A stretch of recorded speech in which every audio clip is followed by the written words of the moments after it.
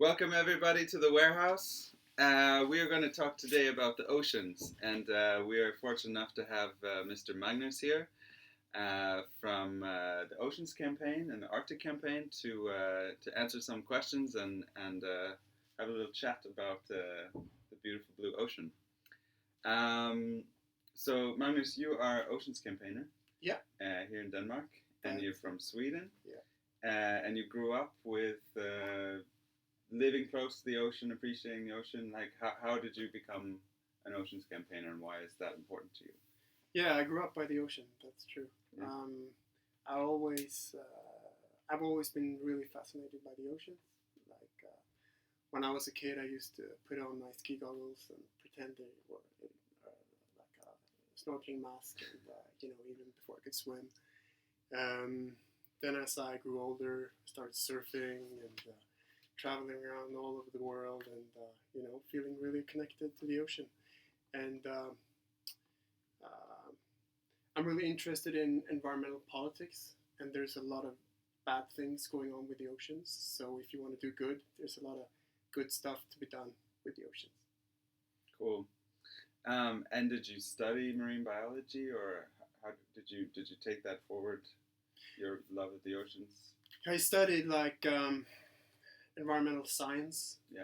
So I have a master's degree in physical geography, and but as I said, it was the environmental politics that really sort of got to me, and then I realized oceans. That's what I want to deal with.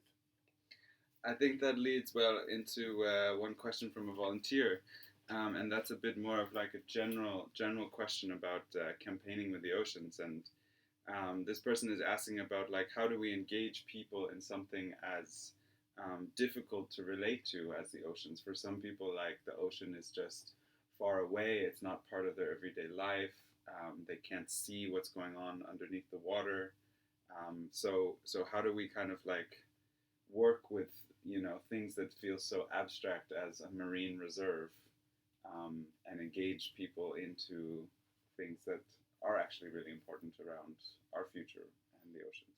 I think that's a great question because it's like the everyday struggle and challenge. I think basically people, they need to camp more and get into the ocean, and feel connected, because it's really easy to talk, just as you say, it's easy to convince people that have a connection already, divers, surfers, sailors, outdoors people, but other people, what's going on below the surface, stays hidden.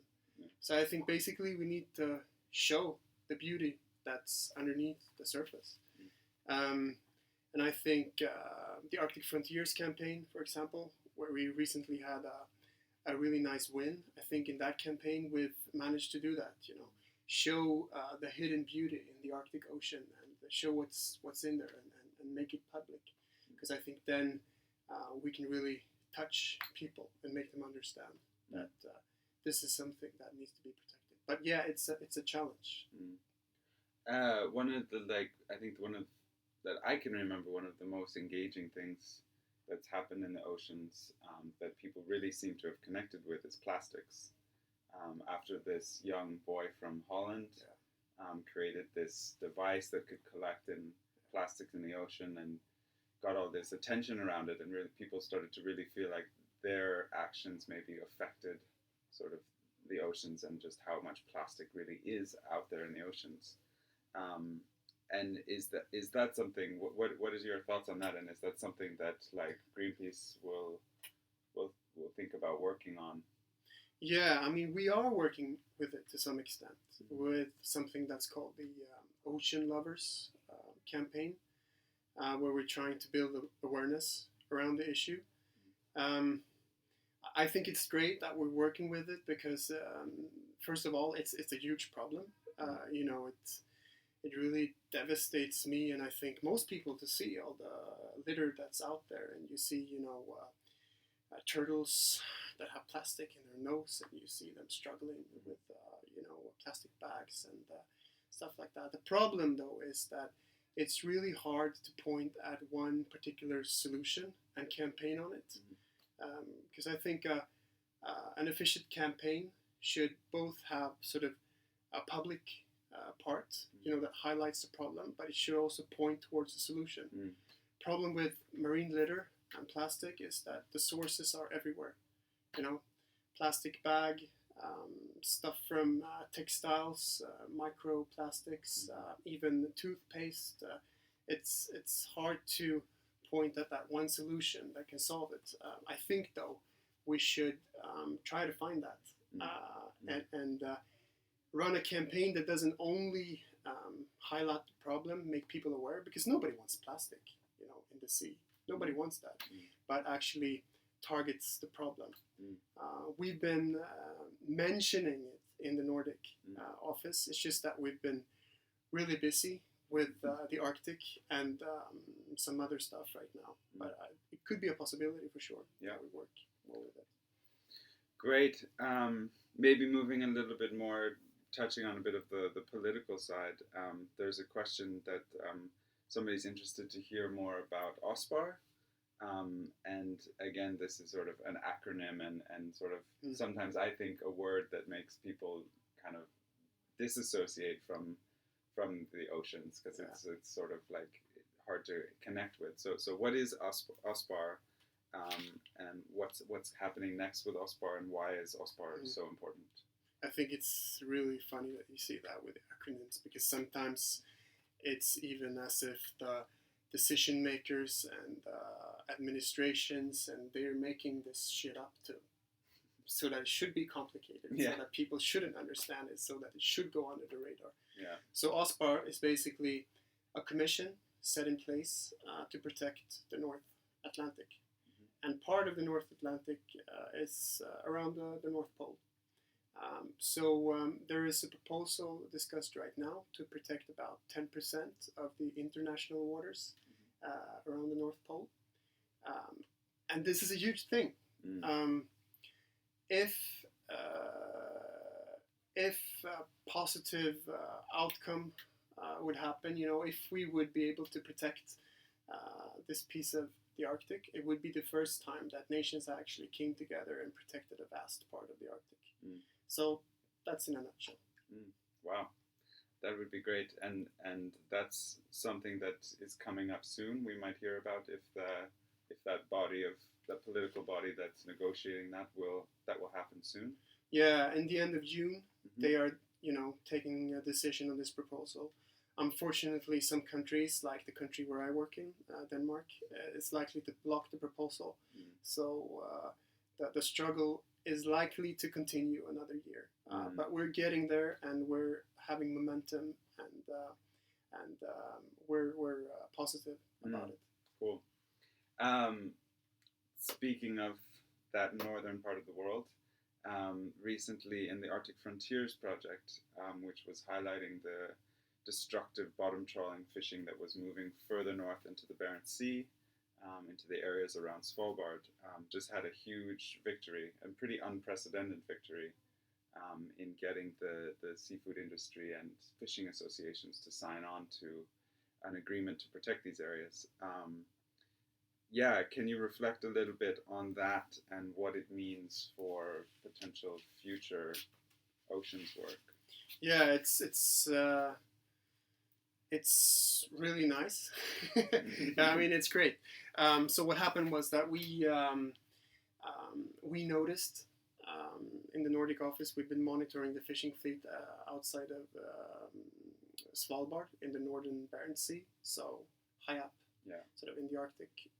We've been noticing that they're pushing further and further north as a result of climate change and sea ice that is receding. So the fishing season is basically becoming longer, and new areas are open to exploitation, and really vulnerable areas. We basically presented this problem to the industry. There's a big fishing company here in Denmark that we presented this problem to them and said, look at this. We have the scientific backing that these areas are sensitive. We're seeing you approaching these areas. What are you going to do about it? Because you don't want to serve Arctic destruction. And luckily, they decided to become a part of the solution to solve the problem. We've had intensive discussions, negotiations with the industry, and in the end, the Norwegian and Russian fishing fleets decided to sign on to this agreement to not exploit previously fished areas in the Arctic. So what it basically means is that the decision makers that can actually put the legal measures in place shouldn't have anything to hesitate around, because the industry is on our side. The environmental movement is asking for this. And as far as I know, there's no opposition by the public. So now it's up to Norway to deliver. And then we want to see this happening in other Arctic coastal states as well. And would you say that this is like something that's going to set a precedent for other countries and other industry in the Arctic to kind of say, okay, look, like there was actually an agreement around this, like this can be implemented in other places as well? I hope so. Yeah. And it seems logical.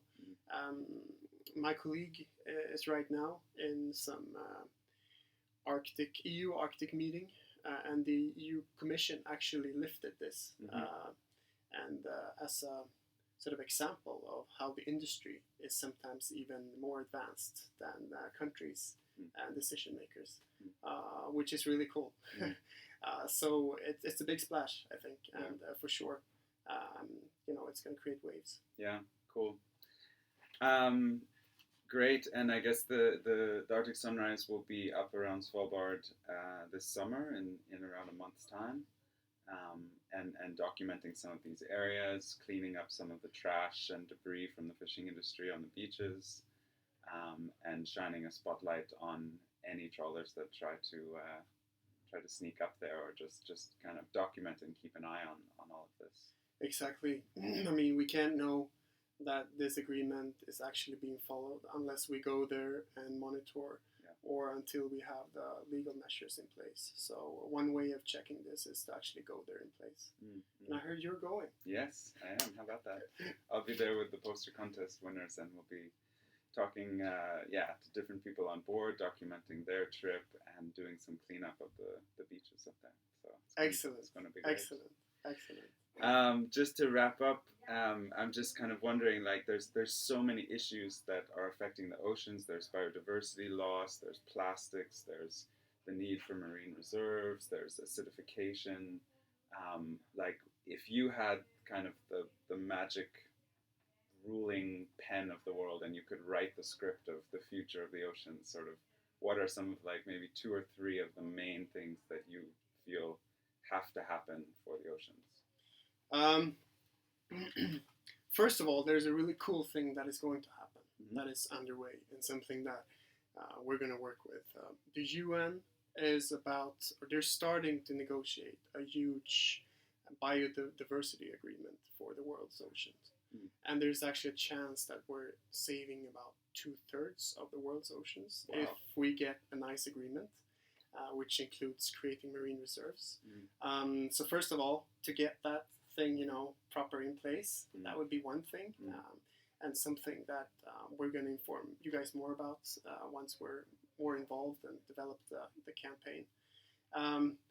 Other than that, it's obvious, it's destructive fishing. If we could just move away from destructive fishing methods like bottom trawling, mussel dredging, towards low impact fishing methods like nets and pots and stuff like that has a lesser impact on the environment and also provides a lot of jobs to the coastal communities. That would be a great thing for the world's oceans, I think. And also, if we could have large and well-connected marine reserves in place where we just let the ocean be, leave it to rest, and then stop the pollution in all forms. Make the polluter pay, basically. Sounds good. Magnus, thanks a lot for joining us in the warehouse for another interview, and thank you everybody for your questions and your insights, and we'll see you next time. Thanks for being here. Or thanks for letting me be here. That's what we say.